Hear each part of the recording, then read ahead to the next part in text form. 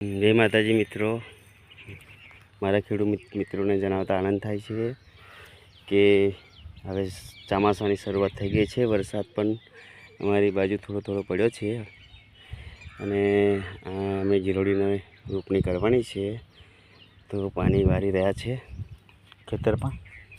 હવે પાણી વાર્યા પછી અમે ગિલોડીની રોપણી કરીશું. ખેતરો બધા તૈયાર છે, તમે આ જોઈ શકો છો. આ મંડપ બાંધેલા છે વેલા રોપવા માટે તૈયાર કરીને.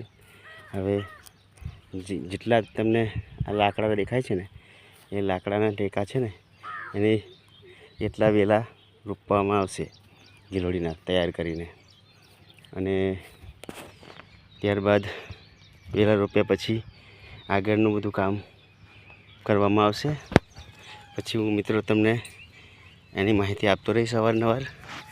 તમને ગિલોડી વિશે જાણવાની બધા જ ઉમંગ હોય, તમને જાણવું હોય તો મારી ચેનલ સબસ્ક્રાઈબ કરી લેજો.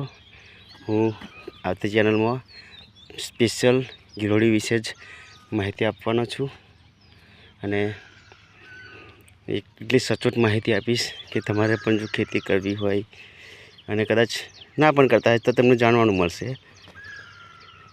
જય માતાજી.